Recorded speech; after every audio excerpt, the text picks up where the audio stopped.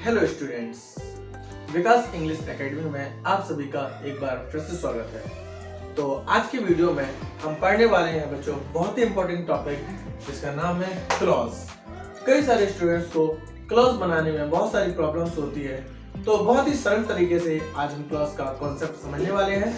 तो यहाँ पर सबसे पहले जान लेते हैं कि क्लॉज क्या होते हैं और सबसे पहले देखते हैं इसकी डेफिनेशन। तो बच्चों यहाँ पर देखिए, clause is such a group of words that forms a part of a sentence and contains a subject and a finite verb।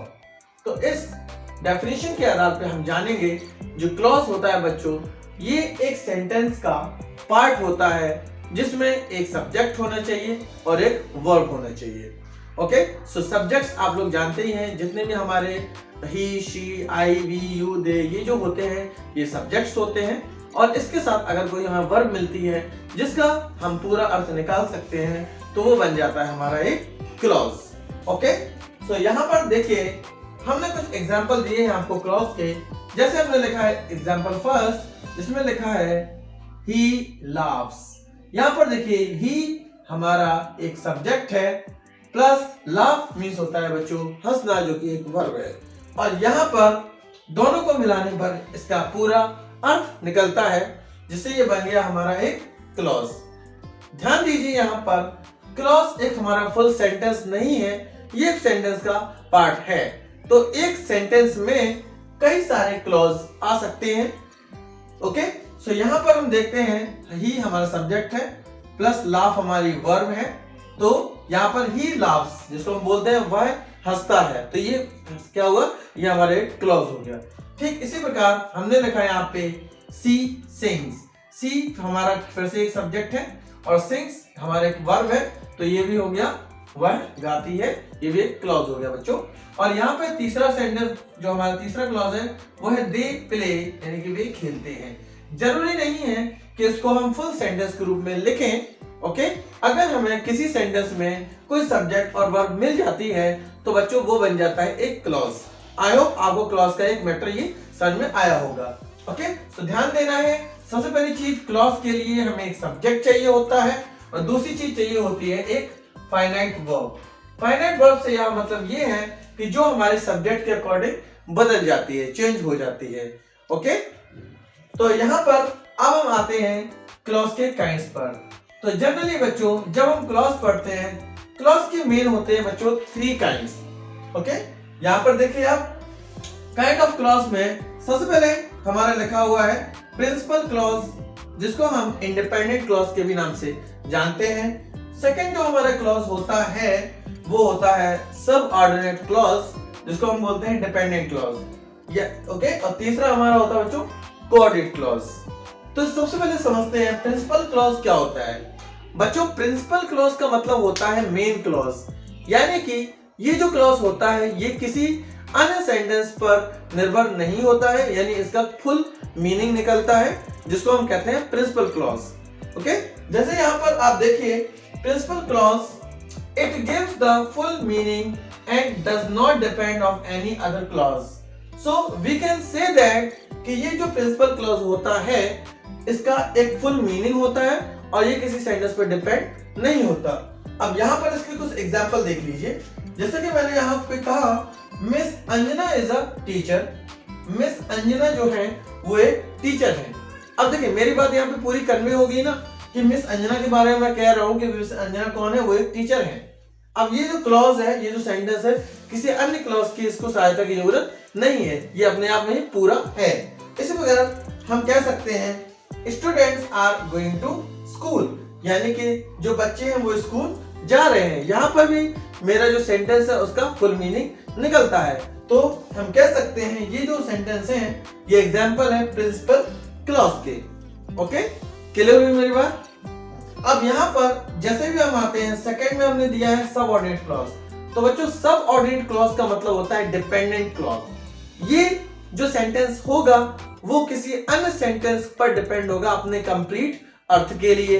अब जान लेते हैं यहाँ पर, जैसे यहाँ पर एक एग्जांपल है miss Anjana is a teacher who is diligent. तो देखिए यहाँ पर miss Anjana is a teacher, जैसे कि मैंने ऊपर वाला सेंटेंस दिया था कि मिस अंजना है एक टीचर है जो डिलीजेंट है। डिलीजेंट का मतलब होता है बच्चों मेहनती। ओके, तो यहाँ पर अब इस वाले सेंटेंस में हु इज डिलीजेंट यानी जो मेहनती है। अब ये जो सेंटेंस है या ये जो क्लॉज है ये डिपेंड करता है मिस अंजना वाले सेंटेंस पर। ओके, तो यहाँ पर अगर मुझे सेंटेंस को बोलना है तो ये वाला जो सेंटेंस होगा वो डिपेंड हो जाएगा फर्स्ट वाले सेंटेंस पर, क्योंकि हमारा फर्स्ट वाला जो सेंटेंस है वो है हमारा प्रिंसिपल क्लॉज। ओके, और सेंटेंस जो सेकंड है वो हमारा होगा सबऑर्डिनेट क्लॉज जो हमारा डिपेंड है फर्स्ट पर। इसी प्रकार आप देखिए सेकंड, ही थिंक्स वो सोचता है। अब वो क्या सोचता है? That he will pass the exam, कि वो एग्जाम पास हो जाएगा। तो यहाँ पर हमारा दैट से लेकर पूरा एग्जाम तक कि वो पास हो जाएगा। ओके, ये हमारा सेंटेंस कौन सा है? ये एक सब ऑर्डिनेट सेंटेंस का एग्जांपल है जो अपने पूर्ण अर्थ के लिए किसी पर डिपेंड है। ओके, तो हमें कंप्लीट रखने के लिए इसको क्या करना पड़ेगा? ही थिंक्स, इससे इसको कनेक्ट करना पड़ेगा। ओके, तो आई होप यहाँ पर आपको प्रिंसिपल क्लॉज और सब ऑर्डिनेट क्लॉज में अंतर समझ में आया होगा। ओके, अब इसके बाद एक चीज और है कि सब ऑर्डिनेट क्लॉज के भी कई सारे टाइप्स होते हैं, उनको ही मैं बताऊंगा। ओके, तो चलिए देखिए।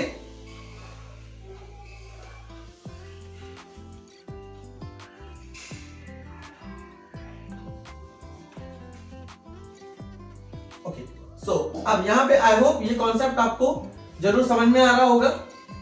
इसको मैं रफ कर देता हूं। ओके, अब हमें समझना है कि जो हमारा सब ऑर्डिनेट क्लॉज है वो भी कितने टाइप्स का होता है। तो जनरली बच्चों हम यहां पर देखते हैं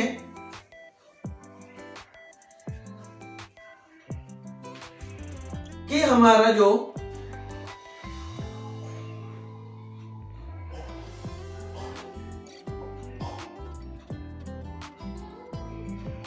सब ऑर्डिनेट क्लॉज है वो भी बच्चों 3 टाइप का होता है, यानी इसके भी मेन 3 काइंड्स होते हैं। ओके, चलिए आप यहां पे उनको समझिए। सबसे पहले सबऑर्डिनेट क्लॉज होता है नाउन क्लॉज, दूसरा होता है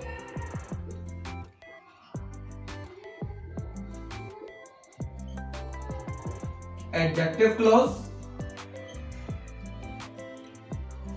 और इसके बाद हमारा थर्ड होता है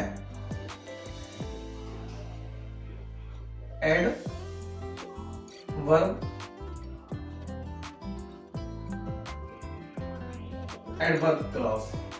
तो अब यहां पर देखिए हमारे कॉन्सेप्ट में हमने सबसे पहले पढ़े क्लॉज, क्लॉज के बाद हम लोग आए principal clause, subordinate clause and coordinate clause. तो यहां पर हमने समझा प्रिंसिपल क्लॉज क्या होता है, सबऑर्डिनेट क्लॉज क्या होता है। अब बच्चों यहां पर समझना है कि सबऑर्डिनेट के अंदर भी हमारे 3 क्लॉज होते हैं, जिसमें पहले नंबर पे हमारा आता है नाउन क्लॉज, सेकंड नंबर पे आता है बच्चों एडजेक्टिव क्लॉज, और थर्ड नंबर पे आता है हमारा एडवर्ब क्लॉज। ओके बच्चों, तो यहां पर इस वीडियो में आज हम केवल यहीं तक पढ़ते हैं। ओके, इसके बाद जब अगला वीडियो बनाएंगे, इसका हम पार्ट 2 बनाएंगे, तब हम आपको बताएंगे difference of noun clause, adjective clause and adverb clause. Okay, तो आज की वीडियो में इतना ही। Okay, thank you.